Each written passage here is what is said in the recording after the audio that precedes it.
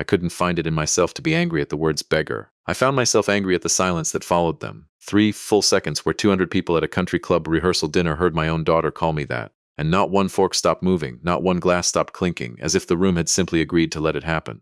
Bradley Voss laughed into his champagne and said it louder for the people in the back, "Sit where beggars belong, old man." Emily didn't correct him. She looked down at her plate. And that was the exact moment the seat next to the head table's most powerful man, a man worth $11 billion who happened to own every square foot of the estate we were standing on, scraped back across the marble floor. "My name is Daniel Whitfield. I am 61 years old, and for 38 years I built locks. Not the kind you buy at a hardware store, the kind that guard gold reserves, that seal the vault doors of federal banks, that protect the private collections of men who measure their wealth in 9 figures. I started in the back room of a failing key shop in Providence, Rhode Island with $200, a set of borrowed tools, and a stubborn belief that if you built something well enough, it would outlast the people who doubted you. I never went to business school. I never wore a tie until I was 40. My hands, even now, carry the permanent stain of graphite and oil under the nails, a mark that no amount of scrubbing ever fully lifted.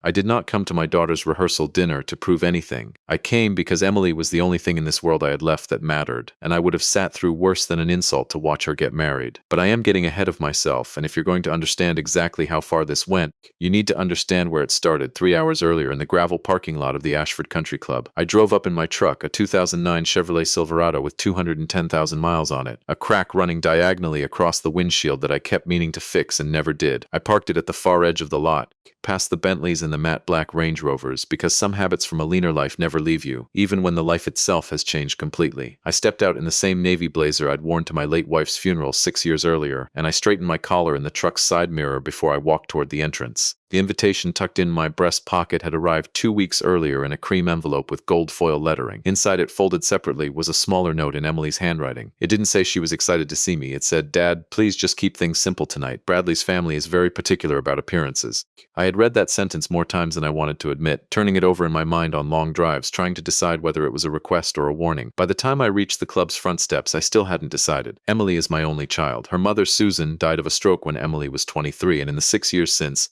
my daughter and I had drifted the way grief sometimes lets two people drift, not out of anger, just out of the slow accumulation of missed dinners and unreturned calls, each one small enough to excuse, until one day you look up and realize you've built an entire ocean between you out of nothing but small excuses. I told myself the wedding would close that distance. I did not yet understand how wrong I was, or how much wider that ocean was about to get before it closed at all. I want to be honest about something, because a man who tells you he never doubted himself is usually lying to you. Standing in that parking lot, in my funeral blazer, next to men getting out of cars that cost more than my first company's entire annual revenue, I felt something I hadn't felt in 15 years. I felt small. Not because I was small. My company, Whitfield Vault Systems, secures more high-value assets in the Northeast than any 3 of my competitors combined, and I had turned down a 9-figure acquisition offer just 18 months earlier because I couldn't stomach handing my life's work to a private equity firm that would gut it for parts. But none of that mattered in that parking lot. What mattered was the way a valet in a crisp white shirt looked past me toward my truck and asked, not unkindly, if I was there to help unload the flower deliveries. I told him no. I told him I was the father of the bride. He apologized quickly, the way people do when they've made an assumption they're now scrambling to erase, and I walked past him toward the heavy double doors, the low hum of a string quartet already drifting out into the evening air.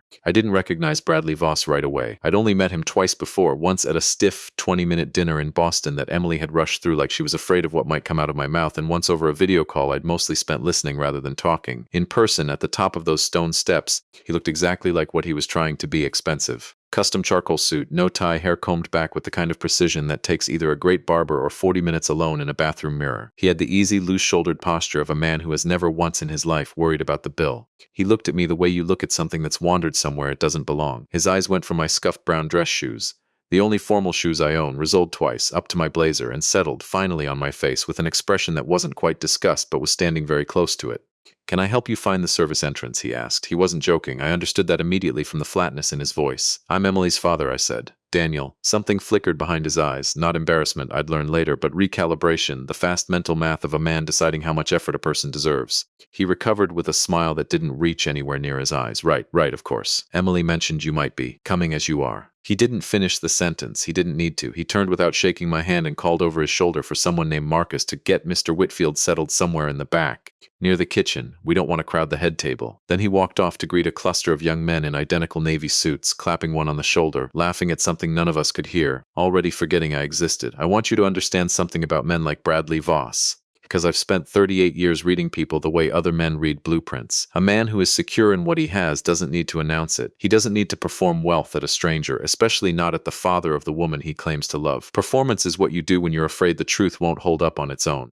I didn't know yet what Bradley Voss was hiding, but standing on those steps, watching him strut away without a backward glance, I knew, with the same certainty I feel when I run my fingers over a tumbler mechanism and know instantly whether it's true or flawed, that something in this man did not hold up. I was seated at a small round table wedged between the swinging kitchen doors and a service station stacked with dirty champagne flutes. Every few minutes, a waiter burst through with a tray, and a wave of hot garlic-scented air rolled over me along with the clatter of the kitchen. I sat there in my re-soled shoes, hands folded on the white tablecloth, and I did not complain. A man who has spent decades learning the value of patience does not need a good seat to know his own worth. Patricia, no, wait. I need to stop myself here because I promised you the truth of this night exactly as it happened.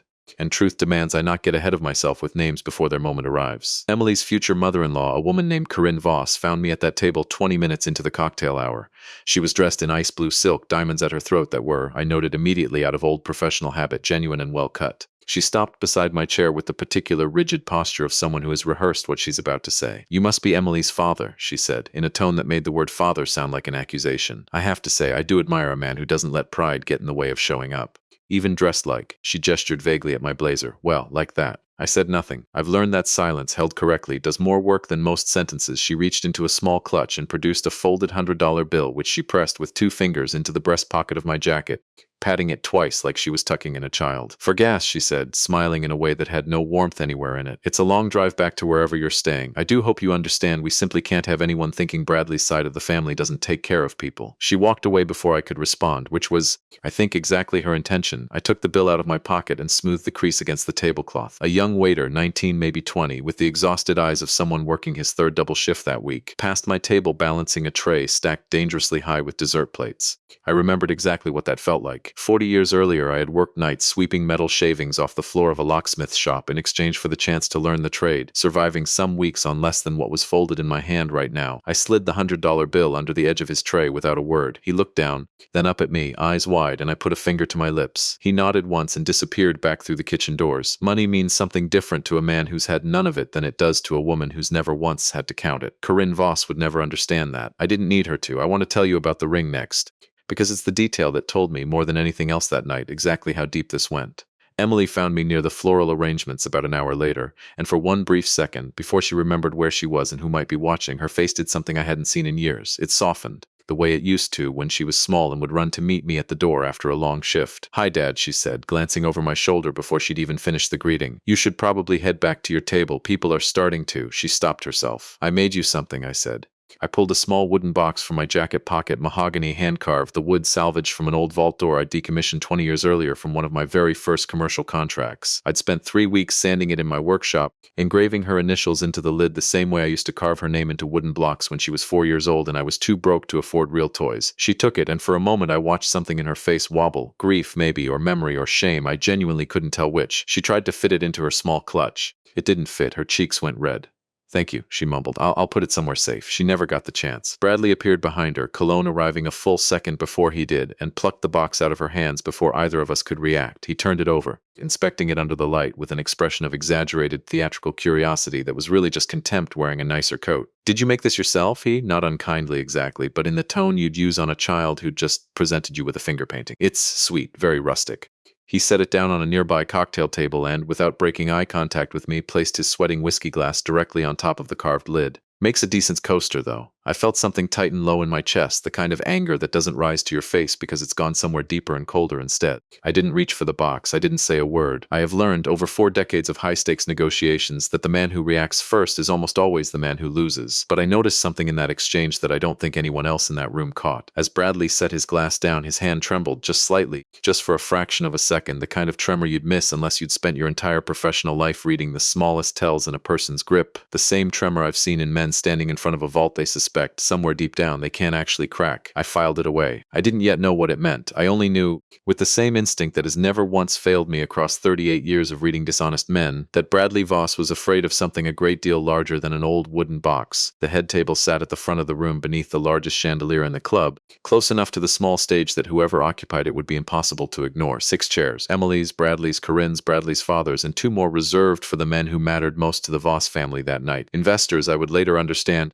though at the time I only knew them as the 2 older men in perfectly tailored suits who'd arrived last and been greeted like visiting royalty. One of them was Richard Ashford. I recognized the name on the place card before I recognized the man himself, and when I did, something in my stomach dropped, not from fear, but from the sudden, dizzying collision of 2 separate lives I'd spent years keeping carefully apart. Richard Ashford owned this club. He owned the land it sat on, the surrounding 200 acres, and roughly 40 other properties across 3 states, including, though almost no one in that room would have known this, the very bank in Providence whose central vault my company had built, personally, under my direct supervision 11 years earlier. Richard Ashford was not merely rich, he was one of perhaps 6 men in New England whose signature could move markets. And Richard Ashford was also, though we had never once discussed it outside of secure boardrooms, a man who owed the physical safety of $900 million in liquid assets to a lock I had designed with my own 2 hands. I hadn't known he'd be here. Emily had mentioned Bradley's investors were coming, but names hadn't come up, and I hadn't thought to ask. Now, watching him settle into his chair at the head table, laughing at something Bradley's father said, I felt the first cold thread of understanding pull tight in my chest. This dinner was not simply a rehearsal for a wedding. Somewhere in this room, Bradley Voss was performing for an audience far more important than his bride's estranged,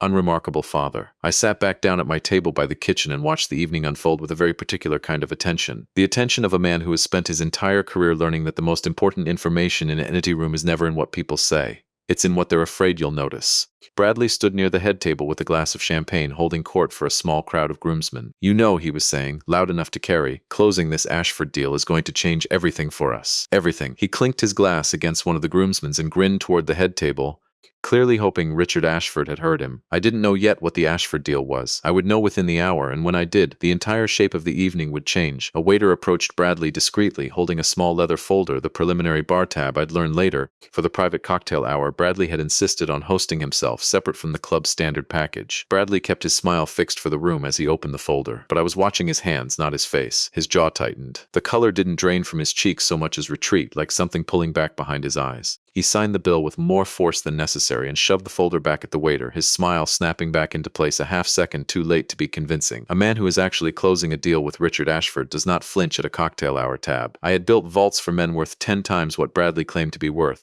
and not one of them had ever flinched at a bar bill in front of an audience. Fear like that comes from somewhere much deeper than a single evening's expenses. It comes from a man who is already underwater and terrified someone is about to notice. I stood up from my table, slipped past the kitchen doors, and made my way out toward the side terrace, ostensibly for air. What I actually wanted was a clear line of sight to the parking lot, because there was one detail I needed to confirm before the night went any further, and I had a very specific idea of where to find it. Bradley had arrived, according to the loud story he'd told 2 groomsmen near the bar, in a new Aston Martin he'd picked up last week. I found it easily, the only Aston Martin in a lot otherwise full of Bentleys and Range Rovers, parked deliberately close to the entrance where every arriving guest would be forced to walk past it. I have spent enough of my career around genuine wealth to know the difference between a man who owns something and a man who is merely borrowing it for an evening. I walked the length of the car once, slowly, the way I'd walk the perimeter of a vault before signing off on its security. There was a small paper tag, easy to miss, tucked beneath the edge of the front license plate, a temporary registration sticker from a luxury vehicle rental agency out of Hartford, valid for exactly 48 hours, expiring the morning after the wedding. I stood there in the cooling evening air for a long moment, looking at that small paper tag, feeling the last of any doubt drain out of me. Whatever Bradley Voss was building his entire identity on, it was rented. All of it. The car, possibly the suit, possibly, I was beginning to suspect, the very deal he was bragging about to the most powerful man in the room. I didn't yet know about the debt. I didn't yet know about the pawned diamond,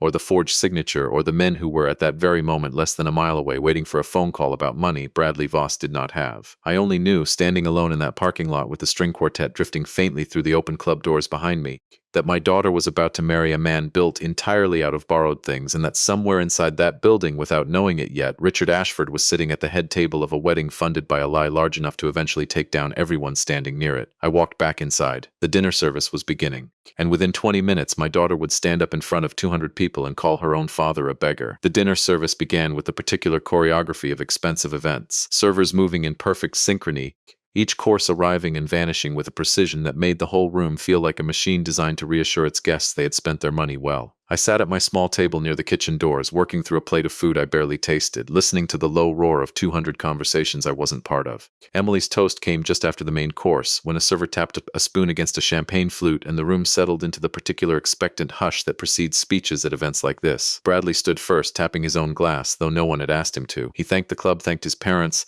thanked Richard Ashford by name twice, with a warmth so calculated I could see the strings, and then, almost as an afterthought, gestured toward my corner of the room. "And of course," he said, smiling in a way that made my stomach tighten before he'd even finished the sentence, "we're so glad Emily's father could join us tonight.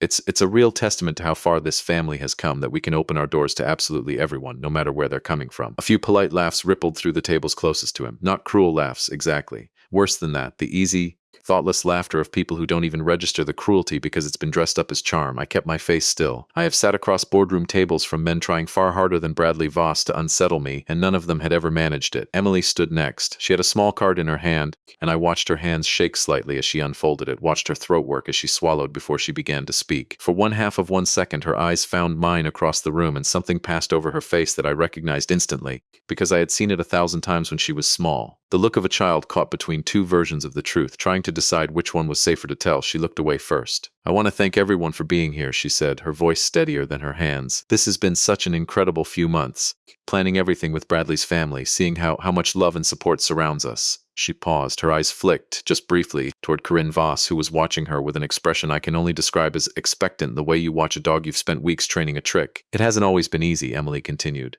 And here her voice changed, hardened slightly, took on an edge I didn't recognize. "Growing up, it was just me and my dad for a long time, and I love him, I do." A ripple of something moved through the room, sympathy maybe, or the anticipation of sympathy. "But I think tonight, more than anything, I'm just grateful that I get to be part of a family that actually shows up, that doesn't just scrape by. I spent so much of my life watching my dad work himself to the bone and never really have anything to show for it, and I don't want that for my own life. I don't want to spend my whole future worrying about money the way I did growing up." She hadn't looked at me once during that part. I sat very still, my hands flat on the white tablecloth, and I let the words land exactly where they were aimed. "So thank you," she finished, raising her glass toward the Voss family's table, "for showing me what it actually looks like when a family has everything figured out." The applause that followed was warm, generous, entirely oblivious to the specific wound that had just been opened 3 feet from where I sat. Corinne Voss dabbed at the corner of her eye with a napkin, visibly moved by her future daughter-in-law's gratitude. Bradley reached over and squeezed Emily's hand, beaming at the room like a man accepting an award. "I want to tell you that I felt only anger in that moment. That would be simpler. But the truth is more complicated, and I promised you the truth. What I felt sitting alone at that small table by the kitchen doors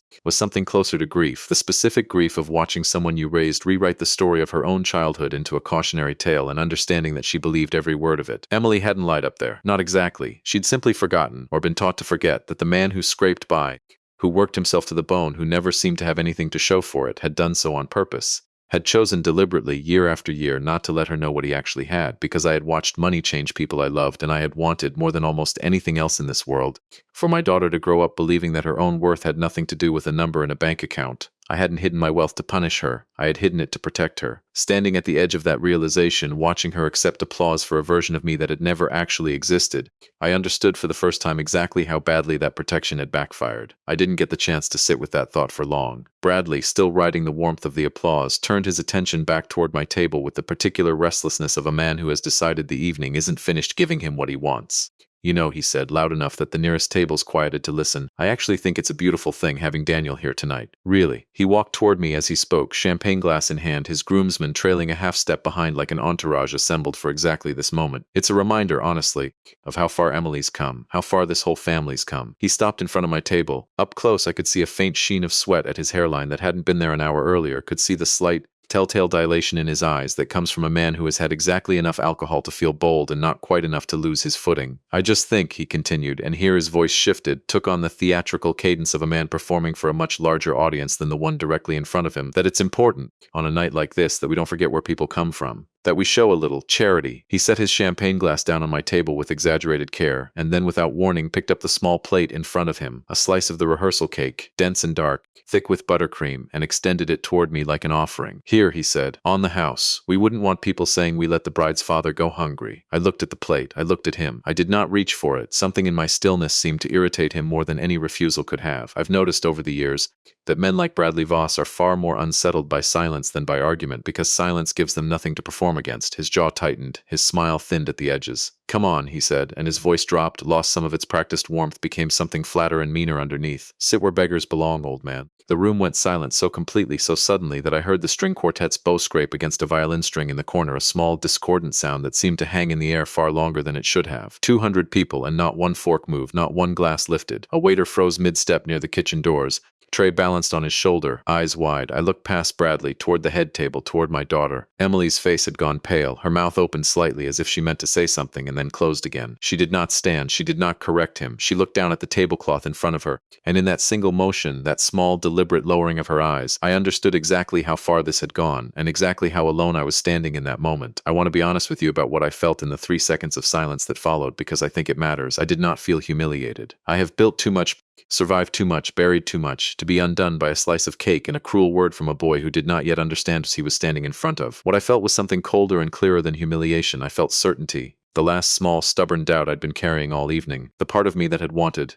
right up until that exact second, to be wrong about Bradley Voss went out like a light switching off. I did not raise my voice. I did not stand. I simply said quietly enough that only the closest tables could hear, "I've sat in worse seats than this one." It wasn't a clever line. It wasn't meant to be. But there was something in the flatness of it, the total absence of the reaction he'd clearly been hoping for, that made Bradley's smile falter for the first time all evening. He opened his mouth to say something else. I never found out what, because that was the exact moment the chair at the head table, 4 feet from where he stood, scraped back hard across the marble floor. Richard Ashford stood up. He was not a large man, physically. 71 years old, silver-haired, unremarkable in build, the kind of man who could walk through most rooms without turning a single head unless you happened to know exactly who he was. But there was a particular quality to the way a room reorganizes itself around genuine, old, deeply established power, and I watched it happen in real time. Watched Bradley's groomsmen straighten instinctively, watched Corinne Voss's dabbing napkin freeze halfway to her face, watched every conversation within 30 feet die at once. Richard looked at Bradley for a long moment, his expression unreadable. Then he looked past him at me, and something shifted in his face, recognition dawning slow, and then all at once the particular look of a man doing rapid arithmetic he can't quite believe. "Daniel Whitfield," he said. Not a question, a confirmation. I stood slowly and extended my hand. "Richard, it's been a while." He crossed the space between us in 4 long strides and shook my hand with both of his, gripping it the way you grip the hand of someone who once, quite literally, protected everything you'd spent a lifetime building. "You built my vault," he said. Loud enough now that the surrounding tables heard every word. "The Providence branch, $900 million in assets have sat behind a door this man designed for 11 years, and it has never once failed, not once." The silence in the room had changed texture entirely. It was no longer the silence of shock at a cruel joke. It was the silence of 200 people rapidly, desperately trying to recalculate everything they thought they understood about the evening they were sitting in. Bradley's face had gone the color of the tablecloth. I didn't realize you two knew each other," he managed, his voice climbing half an octave higher than it had been a minute earlier. Richard didn't look at him. He kept his eyes on me, still gripping my hand. "Daniel doesn't advertise what he does," he said. "Never has. I've tried for years to get him to let me put his name on something, a wing of a building, a scholarship, anything. He always says his work should be quiet enough that no one ever has to think about it." He turned finally toward Bradley, and something in his expression cooled by several degrees. "You said the man was a beggar." Bradley's mouth opened. Nothing came out. "He built the vault that holds every liquid asset I own," Richard continued, his voice carrying easily now across the entire silent room. "He's turned down acquisition offers from firms that would have made him a household name because he'd rather run his own companies his own way than cash out and disappear. I've sat across boardroom tables from men worth 10 times what your family's worth, and not one of them commands the kind of respect in this industry that Daniel Whitfield commands walking into a room without saying a word. He let go of my hand, reached down, and did something that I will remember for the rest of my life, longer than I will remember almost anything else about that night. He picked up the folding chair from beside his own seat at the head table, the one reserved, I would learn later, for a business partner who'd canceled at the last minute, and he carried it himself across the length of that silent room, past 200 stunned faces, and set it down at the head table directly beside his own. "Sit with me, Daniel," he said, "where you belong." I want to tell you I felt triumphant in that moment. I didn't, not really. What I felt, walking across that marble floor with every eye in the room following me, was something quieter and heavier, a kind of sorrow that it had taken a stranger's public generosity, to make visible what should never have needed proving in the first place. My own daughter had called me a beggar in front of 200 people, and it had taken a billionaire's chair, dragged across a dance floor, to remind that same room that dignity was never something Bradley Voss or Corinne Voss had ever had the right to assign or withhold from anyone. I sat down beside Richard Ashford. I did not look at Bradley. I did look briefly at Emily, and what I saw on her face was not relief, and it was not gratitude. It was something closer to horror, the specific dawning horror of a young woman realizing all at once that she had spent the last several months building her entire understanding of the world on a foundation that had just been proven, in front of everyone she knew, to be built on sand. The room did not return to normal easily.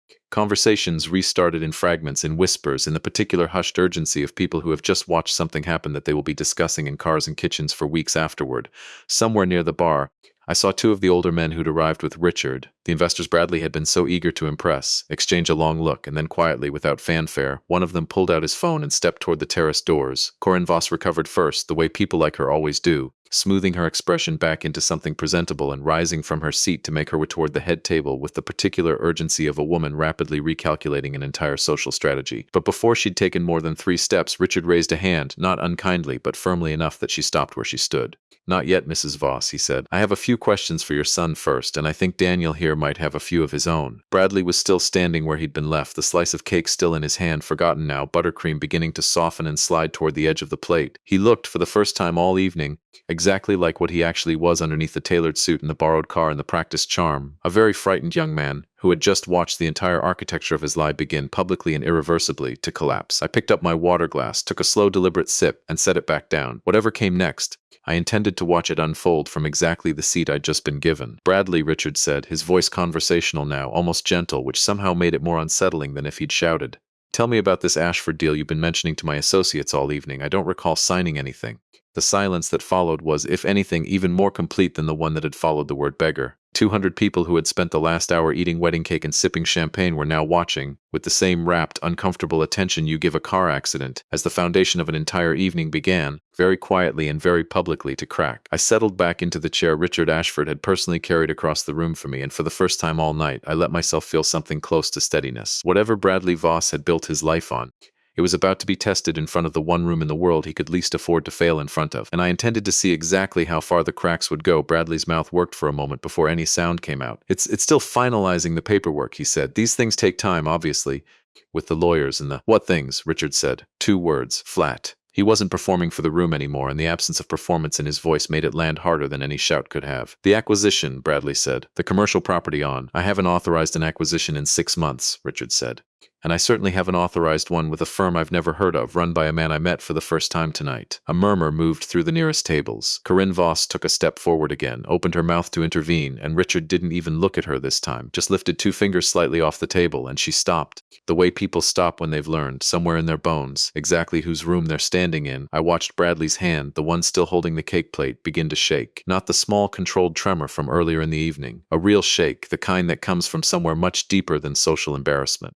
The plate tilted, the slice of cake slid off the edge and landed with a soft, absurd sound on the marble floor between us, buttercream smearing across the polished stone. Nobody moved to clean it up. Nobody moved at all, Bradley. Emily's voice from the head table, thin and unsteady. She had come around the side of the table without my noticing, was standing now a few feet from her fiancé, her wedding rehearsal dress catching the chandelier light in a way that made the whole scene feel even more like something out of a nightmare than it already did. "What is he talking about? What deal? It's complicated," Bradley said. "Emily, this isn't the place. You told my father's investors," she said, and her voice was climbing now, cracking at the edges. "You told 200 people at our rehearsal dinner that you closed a deal with Richard Ashford. You said it changes everything for us. You said it in your toast." Her eyes were bright, glassy, and I recognized, with a fresh ache low in my chest, the exact moment a person's understanding of their own life begins to violently rearrange itself in real time. "Is that true or not?" Bradley didn't answer. That was answer enough. "I want to pause here and tell you something about myself because I think it matters for what happened next. I have spent 38 years building things designed to withstand pressure, vaults meant to survive drills, torches, explosives, decades of relentless attempts by determined men to break in. I know better than almost anyone the particular sound a structure makes right before it fails. Not a crash. A quiet groan, low and almost imperceptible. The sound of something giving way from the inside before the outside shows any sign of damage at all. That was the sound Bradley Voss was making, standing there in front of 200 witnesses, his mouth open, no words coming out. I had heard that sound in men before, men standing in front of vaults they'd convinced themselves, right up until the final moment, that they could somehow crack. It is a very specific kind of silence, and I recognized it instantly. "I think," I said, and it was the first time I'd spoken since sitting down, "we should let Bradley explain in his own time. But perhaps somewhere the whole club doesn't need to witness. It wasn't kindness." "Exactly. I want to be honest about that. I have never once in my entire career believed in destroying a man simply for the pleasure of watching him fall. But I also understood with total clarity that whatever was unraveling in front of us was not going to stay contained to a private conversation. Some collapses are too large to happen quietly, and I suspected even then, standing at the edge of it, that this was going to be one of them." Richard, to his credit, nodded slowly. He gestured toward a private side room off the main hall, a small lounge the club used for board meetings and private consultations, and stood, his presence alone enough to part the crowd of stunned guests as he walked. Bradley, Emily, Daniel, my office is through there. I think we all have some things to discuss. The four of us walked together through the hushed, staring room. Corinne Voss trailed a few steps behind, her composure visibly fraying with each step, and one of Richard's associates, the man who'd stepped out to make a call earlier, reappeared at the doorway of the lounge just as we entered, a tablet in his hand and an expression I couldn't quite read. The lounge was small, wood-paneled, lined with old portraits of club founders who'd probably never once imagined their legacy space would host a scene like the one about to unfold in it. Richard closed the door behind us, muffling the low roar of 200 conversation rebuilding themselves outside. "Talk," Richard said, standing near the window, arms crossed. "Now, before I have my lawyer on the phone instead of you." Bradley sat down heavily in one of the leather chairs, the theatrical charm gone entirely now, replaced by something raw and exhausted underneath it. For a long moment he said nothing, just stared at his own hands. "There's no deal," he finally said. His voice had lost its polish entirely.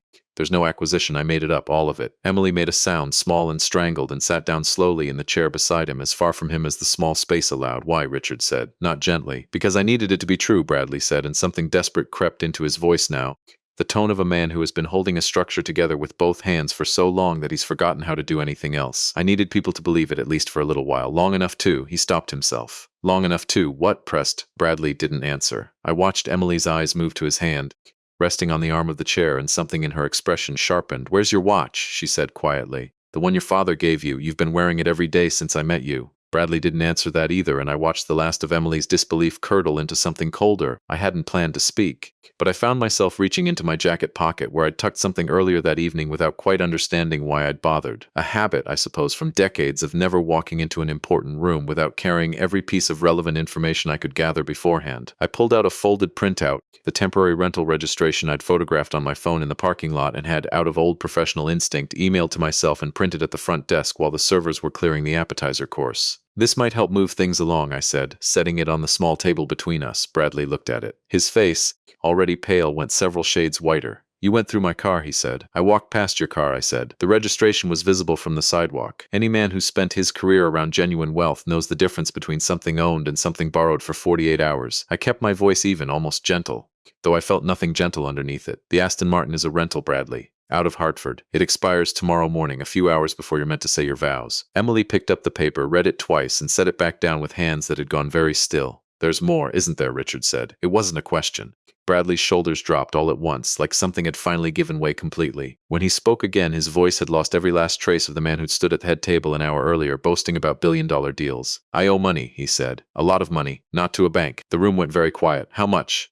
Emily said. "4 million. He said it so quietly I almost missed it. "To people who don't send lawyers when you're late." Corinne Voss made a sound from the corner of the room, somewhere between a gasp and a sob, and sank into the nearest chair, one hand pressed against her chest. I watched Emily's face as the number landed, watched her doing the same rapid, horrified arithmetic I imagine every person in that room was doing simultaneously, trying to reconcile the man who'd bought her a 3-carat engagement ring with a man who owed $4 million to people dangerous enough that Bradley was visibly, physically afraid to say their names out loud. "The ring," Emily said suddenly, and her voice cracked wide open on the word. She looked down at her left hand, at the enormous stone catching the low lamplight of the lounge, and something in her face shifted from horror into a different kind of dread entirely. "Bradley, where did the stone in this ring come from?" He wouldn't look at her. I want to tell you that I hadn't put it together yet, but that wouldn't be honest. I had spent enough of my career around precious materials. Vaults are, after all, built to protect exactly the kinds of things people are willing to lie, steal, and ruin their lives over, that I had noticed something the very first time I'd seen that ring at a family dinner months earlier, glinting under the light in a way that hadn't sat quite right with me, though I hadn't trusted the instinct enough at the time to say anything out loud. "May I see it?" I said. Emily hesitated, then slid the ring off her finger and handed it to me. I held it up to the lamp on the side table, turning it slowly, watching the way the light moved. Or, more precisely, watching the way it didn't move the way it should have. A genuine diamond bends light with a particular internal, a flash of color that flares and shifts with even the smallest turn. This stone was bright, yes, expertly cut, undeniably beautiful to the untrained eye. But it was flat, lifeless, glassy in a way that no real diamond ever is. "It's cubic zirconia," I said quietly, setting it down on the table between us. "A very good one, but it's not real." The silence that followed was different from every silence that had come before it that night. This one had a kind of finality to it, the sound of the very last piece of a collapsing structure hitting the ground. "My grandmother's ring," Emily said slowly, and I watched the realization arrive in her eyes in real time, terrible and complete. "You told me you had the stone reset. You told me the original was too small, that you wanted to upgrade it for me, that it was a gift." Her voice was rising now, shaking badly. "Where is the real diamond, Bradley?" He put his face in his hands. "I pawned it," he said, muffled, barely audible, 3 months ago. I needed the cash for the venue deposit. I was going to buy it back before the wedding. I swear to God I was going to buy it back. I ran out of time. Emily stood up so fast her chair scraped hard against the wood floor. That was my grandmother's ring, she said, and there was nothing left in her voice now but a kind of raw, disbelieving fury. She wore that stone for 51 years. She gave it to my mother. My mother gave it to me the week before she died and told me to save it for someone who actually deserved it. Her hands were shaking. You sold it. You sold my mother's ring to strangers to pay for a party. And then you put a piece of glass on my finger and called it a gift. I have spent my whole life believing that a man reveals more about his true character in the 10 seconds after he's caught than in the 10 years before it. Bradley Voss in that moment revealed everything. He didn't apologize. He didn't reach for her. He sat there, hands over his face, and when he finally lowered them, what was on his face wasn't remorse. It was calculation, the visible, desperate machinery of a man trying to figure out whether there was still some version of this evening he could talk his way back out of. Emily, he said, I can fix this. I can get the money back. I just need... Stop, she said. Just stop talking. I need to tell you about the moment that came next, because it is the moment that, more than any other in that entire evening, told me exactly how far this had gone, and exactly how much danger my daughter had unknowingly walked toward. The door to the lounge opened without a knock. One of Richard's associates stood in the doorway, the tablet still in his hand, his expression grim in a way that made the room go still all over again. Mr. Ashford, he said, you'll want to see this. He turned the tablet around. On the screen was an email forwarded from Richard's private security team, the same team I would learn that Richard kept on permanent retainer to vet anyone who came within a certain radius of his business interests, a level of caution that had, until that exact moment, felt almost excessive to me. The email contained a scanned financial document, a collateral filing, the kind used to secure a private loan against future assets. Attached to it was a signature, Emily's signature on a document she had never seen, securing a $4 million debt against the very trust fund her late grandmother had established for her 22 years earlier. Emily stared at it for a long moment, her face draining of every last trace of color. I never signed this, she said. No. Richard said quietly, taking the tablet, studying the signature, with the careful, practiced eye of a man who has spent decades learning to spot forged documents. You didn't. I watched my daughter's whole understanding of the last 2 years of her life come apart in the space of about 4 seconds. Bradley had not simply lied to her. He had not simply spent borrowed money on a stolen ring and a rented car. He had taken her name, her identity, her signature, her grandmother's trust, and used it as collateral to save himself from men who, by every indication in that room, were not the kind of people you disappointed. You used my trust fund, Emily said very slowly, as though she were still testing whether the words could possibly be true even as she said them. You forged my name to borrow money from criminals, and if you didn't pay them back, they were going to come after my grandmother's money. Bradley didn't answer. He didn't need to. His silence in that room had become its own confession.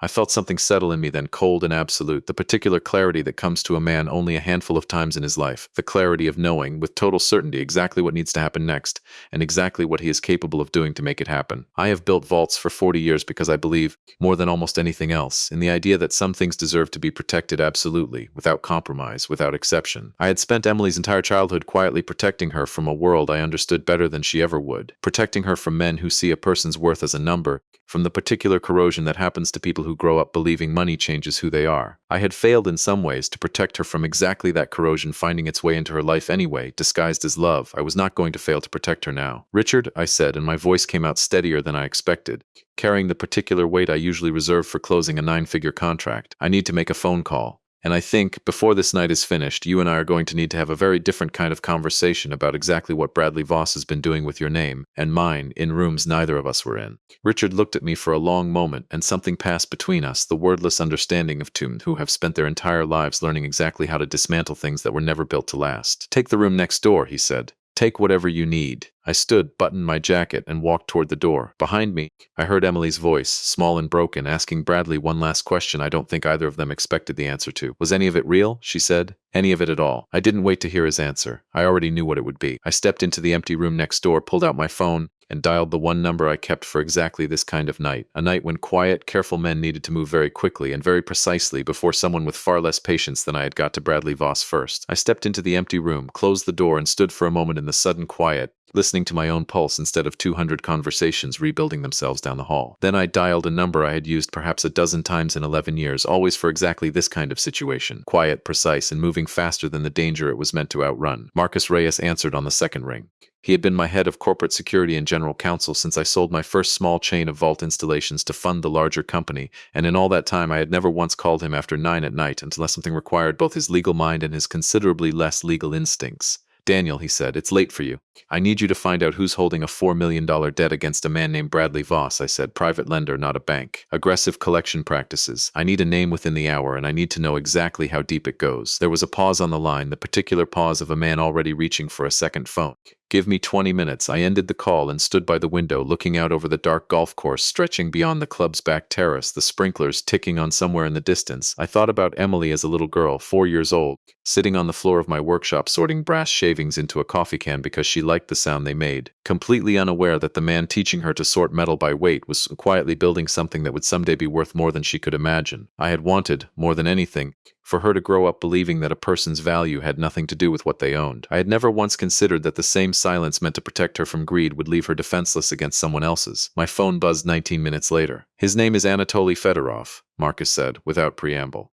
Runs a private lending operation out of 3 different shell entities, mostly in Providence and Hartford, not a man you negotiate with informally. The $4 million is real, Daniel, and it's overdue by 6 weeks. There's already been at least one physical visit to Voss's apartment. A neighbor filed a noise complaint about a confrontation in the hallway 10 days ago. He paused. There's something else. The collateral filing lists a trust account under the name Emily Whitfield. Is that my daughter? I said. Marcus was quiet for a moment. Then you should know the trust doesn't just secure the debt. If Voss defaults, Fedorov's people have legal grounds, forged but filed, and filing is what matters in a fast collections action, to move directly against the account, fast, within days, not months. I closed my eyes. Buy the debt, I said. All of it. Whatever Fedorov wants for it. Offer him 20% above face value in cash, wired by morning if he'll take it that fast. I want to own that paper before anyone else touches my daughter's name. You understand what you're actually asking for, Marcus said carefully. Once you own that debt, you own leverage over this kid that goes well beyond a wedding rehearsal. You could ruin him completely, or you could— I know exactly what I'm asking for, I said. Make the call. I hung up and stood there another moment, feeling the particular stillness that always comes right before a very large decision finishes making itself. Then I walked back down the hall, past the club's stunned staff still hovering near the kitchen doors, and re-entered the lounge. Emily was sitting exactly where I'd left her, though something in her posture had changed. Straighter now, harder, the posture of someone who has stopped waiting to be told what's happening and started deciding what she's going to do about it. Bradley sat across from her, Corinne beside him, both of them silent. Richard stood by the window, arms crossed, watching the door. Well, Richard said when I'd closed it behind me, do we have a name? We do, I said. And a plan, if you're willing to let me use it. I explained what Marcus had found, the shell entities, the forged trust filing, the physical visit 10 days earlier that Bradley had apparently never mentioned to anyone, least of all Emily. I watched her face as I spoke, watched the last of her disbelief curdle finally into something closer to fear, not for herself, but for what she now understood had been happening around her for months without her knowledge. They came to your apartment, she said to Bradley, 10 days ago, and you didn't tell me. I didn't want to scare you, he said. I'm not scared for me, she said, and her voice cracked on the words. I'm furious that you let strangers threaten you in a hallway and then let me plan a wedding around a fake diamond and a rented car, instead of just telling me the truth. I would have helped you, Bradley. If you'd told me the actual truth 6 months ago, I would have helped you find a way out of this. Instead, you decided the easier thing was to lie to everyone, forge my name, and let me find out at my own rehearsal dinner. He didn't answer. There was nothing left to say that wouldn't have made it worse. There's one more thing, I said, and I reached into my jacket for the second time that evening, this time producing something I'd been carrying unremarked since the very start of the night, a folded piece of paper I'd found tucked into the mahogany box's small hidden compartment months earlier, when I'd been restoring the wood and had discovered, quite by accident, a thin panel beneath the lid that Emily's grandmother had apparently used to hide something small inside the very piece of vault wood I'd later repurposed. It was a letter. Susan's mother had written it to Emily nearly 8 years before her own death, tucked it into the box, and never told anyone it existed. Not even me. I had only found it when I'd disassembled the box for restoration, and I had spent months deciding whether it was mine to share. Your grandmother wrote this before she passed, I said, handing it to Emily. I found it when I was restoring the box. I wasn't sure it was my place to give it to you before tonight.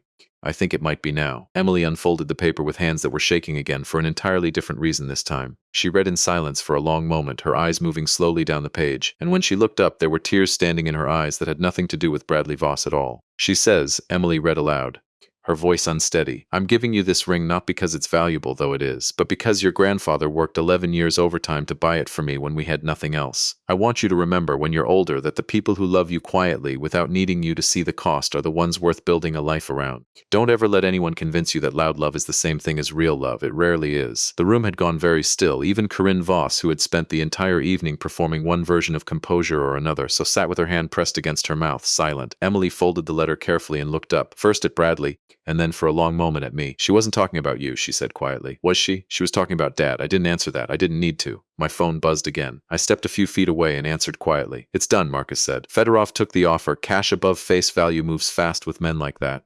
And he clearly wasn't eager to keep chasing a debt this messy. The transfer clears at 9 tomorrow morning, but he's already confirmed by phone that all collection activity stops immediately. As of right now, Daniel, Bradley Voss doesn't owe $4 million to a loan shark in Providence. He owes it to you. And the forged trust document? Already flagged. I looped in a contact at the U.S. Attorney's Office an hour ago, off the record. Once I saw the collateral filing used your daughter's social security number without authorization. That's not a civil matter anymore, Daniel. That's federal wire fraud and identity theft. And once I formally hand over what we have, it stops being something you or I control. I thanked him and ended the call. When I turned back to the room, every face in it was watching me, waiting. The debt has been purchased, I said. Bradley no longer owes money to dangerous people. He owes it to me. And the document forging Emily's signature has already been reported to federal authorities, which means, unfortunately for everyone in this room, this is no longer a private family matter we can quietly resolve behind a closed door. Bradley's face went from pale to something closer to gray. You can't do that, he said. You can't just— I didn't do it, I said quietly. You did, the moment you decided my daughter's identity was a resource you were entitled to spend. There was a sharp knock at the door before anyone could respond. Richard opened it to find one of his security staff standing in the hallway alongside two men in dark, unremarkable suits who had clearly not been part of the wedding party's guest list. Mr. Ashford, the security staffer, said, "These gentlemen say they need to speak with the Bradley Vol agents." I watched Corinne Voss's face collapse entirely. Watched Bradley half rise from his chair as if some part of him still believed there was a version of this moment he could talk his way out of. There wasn't. The two agents entered the small lounge with the particular calm efficiency of men who had done this many times before, and within a minute, the details of an active federal investigation into wire fraud and financial identity theft were being read aloud in a room that 90 minutes earlier had been full of nothing but champagne toasts and wedding cake. "Mr. Voss," one of the agents said, "we're going to need you to come with us." Bradley looked one last time at Emily. "I never meant for it to go this far," he said. "I loved you. That part was real. I swear it was real." Emily looked back at him, and whatever softness might once have lived behind her eyes when she looked at this man was entirely gone. "I don't think you know the difference anymore," she said, "between loving someone and needing someone to fund the version of yourself you couldn't afford to be." They led him out through the side entrance, away from the main hall, though word had already begun to travel. I could hear it in the shifting murmur beyond the door, the particular electric hum of 200 people realizing, in real time, that the story they'd be telling about this wedding for years to come had very little to do with cake or flowers. Corinne Voss left without another word to any of us, her composure gone entirely, her heels unsteady against the marble floor as she made her way toward the exit. I felt no satisfaction in watching her go. I felt only tired. In the particular way you feel tired after finally setting down something heavy you'd been carrying for far longer than you realized. Richard placed a hand on my shoulder. "I'm sorry your daughter had to learn all of that tonight in front of this many people," he said. "But I want you to know, the chair I gave you an hour ago wasn't charity. Daniel, it was overdue respect. I should have made a point of showing you that a long time ago." "You didn't owe me anything," I said. "No," he agreed. "But your daughter's fiancé owed you a debt he could never have repaid, even before tonight, and I think it's worth saying that out loud, in front of her, before this evening is over." He left us alone in the lounge, Emily and I, the mahogany box sitting on the small table between us, her grandmother's letter still held loosely in her hand. For a long moment, neither of us said anything. "I need to say something," I said finally, "because I have learned, across 61 years, that the moments you're most afraid to speak into are usually the ones that matter most. I made a mistake, Emily, not tonight, years ago. I let you grow up believing your father was a man who scraped by, because I wanted you to value things that had nothing to do with money, but I never once explained why. I let you build an entire understanding of me out of silence, and silence, it turns out, is very easy for other people to fill in with whatever story serves them best. That's on me, not on you." Emily's eyes filled again, and this time she didn't try to stop it. "I called you a beggar," she said, her voice breaking, "in front of everyone. I stood up and thanked a family that was actively stealing my identity, and I did it while my own father sat by the kitchen door because I asked him to keep things simple. I don't know how to fix that. I stood, crossed the small space between us, and pulled my daughter into the kind of embrace we hadn't shared in years. The kind that used to come easily before grief and distance and unspoken silences had built a wall neither of us quite knew how to name. She cried into my shoulder the way she had as a little girl, and I held her. My hands, the same hands that had built vaults capable of withstanding explosions, resting as carefully and gently against her back as I had ever held anything in my life. "You didn't know," I said quietly. "That's the whole point of the silence I kept, Emily. I built it so well that even the people I loved most couldn't see through it. That's not a failure of yours. That's mine." Somewhere near the doorway I heard a small voice. "Uncle Daniel?" I looked up. Standing hesitantly in the doorway was Bradley's youngest cousin, Lily, 7 years old, still in her flower girl dress from the earlier rehearsal, clutching a small stuffed rabbit against her chest. She must have wandered away from wherever the children had been kept during dinner, drawn by the commotion the way children always seem to find their way toward exactly the conversations adults hope to keep from them. "Why did the man in the suit call you a beggar?" she asked. "If you're the one who gave everybody the vault that keeps their money safe." The question landed in that small lounge with more force than anything the federal agents had said. Emily let out a sound that was half a laugh and half a sob, and even Richard, still standing near the doorway, huffed out something close to a genuine laugh for the first time all evening. "That's a very good question," I told her, crouching down slightly so I was closer to her height. I think some people mix up what a person has with who a person actually is. It's an easy mistake to make if you're not paying close enough attention. Lily considered this with the particular seriousness only a 7-year-old can bring to an adult conversation. That's dumb, she said finally, and wandered back off toward the main hall in search of her parents, leaving the three of us standing there in a silence that had somehow softened considerably. Emily wiped her eyes and let out a shaky breath. She's not wrong, she said. No, I agreed, she isn't. The days that followed unfolded slower than the night that had caused them, the way aftermaths always do. The first hard shock giving way to a longer, quieter reckoning that took weeks rather than hours to settle. Bradley Voss was formally charged the following week with wire fraud and aggravated identity theft. The federal case built largely on the paper trail Marcus had handed over, the forged trust filing, the collateral agreement, the pawn receipt for a diamond that had, it turned out, been sold for barely a fraction of its true worth to a broker 3 towns over. He faced, his attorney later confirmed in a brief statement to the press, up to 15 years. I felt no triumph reading that number. I felt, if anything, a kind of tired relief, the particular exhaustion of a man who has spent a long night holding a door shut against something dangerous, and finally gets to set it down. Emily moved back into my house for a while, into her old bedroom down the hall from the workshop where I still spent most evenings, hands busy with brass and steel in the quiet hours after dinner. We didn't talk much those first weeks, not directly about the wedding or Bradley or the specific cruelty of that night. We talked instead about smaller things, her work, an old car she was thinking of restoring, the particular way the light came through the kitchen window in the mornings, the same window her mother used to stand at, coffee in hand, watching the birds at the feeder outside. Grief and repair, I've come to believe, rarely announce themselves loudly. They arrive in small conversations about birds and light, and you only notice weeks later how much distance they've quietly closed. She started coming by the shop on weekends, at first just to sit and watch, then slowly to ask questions. I taught her the way I'd been taught 40 years earlier, how to read a tumbler's resistance under a pick, how to know, by feel alone, whether a mechanism was true or flawed. She was good at it. Better than good. There was a patience in her hands that I recognized, one I hadn't fully understood. I'd passed down until I watched her use it. 3 months later, on a quiet Sunday afternoon, she asked me to come with her to a small jeweler in town, a man I'd known for years, one of the few people left in the business who still did work by hand. She'd tracked down the original diamond. Fedorov's people, in the wake of the federal case, had been compelled to surrender a great deal of what they held as collateral across multiple cases, and among the recovered assets quietly returned through the U.S. Attorney's Office was a small, unassuming stone that matched, in every measurement that mattered, the description in her grandmother's old insurance appraisal. We watched together as the jeweler reset it into the original platinum band, the one I still had, tucked safely in the mahogany box that had started this entire evening. When he finished, Emily held the ring up to the light, and I watched it do exactly what a real stone does. Flash, deep and alive, an internal fire that no cheap imitation could ever quite manage to fake. I want to wear it, she said, not because of anyone who ever tried to buy me a version of it, because of who actually made sure I got it back. I didn't have much to say to that. Some moments don't need many words. It was around that same time that Richard Ashford called, inviting Emily and me to a small dinner. No cameras, no crowd, nothing like the spectacle of the rehearsal months earlier. Just a handful of people who mattered, gathered in his own home. Near the end of the evening, he raised a glass and told the small room, without any of the performance that had characterized that earlier night, that he considered Daniel Whitfield one of the few men he'd ever met whose quiet had never once been a kind of hiding, only a kind of care offered without needing anyone to notice it. Emily cried a little at that. So, if I'm honest, did I think about that rehearsal dinner often now? The cold marble floor, the buttercream smeared where a slice of cake had fallen, the particular silence of 200 people who had for one terrible moment let cruelty pass unchallenged simply because it was easier than standing up against it. I think about the sound of a chair scraping across that floor, carried by a man who owed me nothing and gave me everything a room like that could offer. Not charity, but recognition, the simple overdue acknowledgement that dignity was never something anyone in that building had the right to withhold from me in the first place. I built my life on the belief that the strongest things are rarely the loudest. A good vault doesn't announce its strength. It simply holds quietly, under pressure that would break almost anything else, and it asks for no credit while it does. I have tried, not always successfully, to live the same way, to let my work speak instead of my wallet, to let my daughter grow into her own understanding of the world instead of handing her mine. I got some of that wrong. I know that now. But I also know this, the people who love you quietly without needing you to see the cost are the ones worth building a life around. Emily's grandmother wrote that in a letter meant for a girl who hadn't yet learned to tell the difference between loud love and real love. It took a rehearsal dinner, a rented Aston Martin, a pawned diamond, and a stranger's borrowed chair for my own daughter to finally learn it too. I don't regret the silence I kept for all those years. I only regret how long it took someone else's chair to finally break it.